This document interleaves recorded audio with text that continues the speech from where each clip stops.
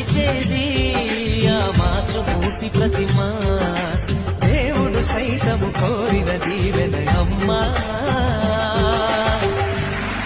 పాడే ఈ పాట పేరు సాగే నా పాట పేరు.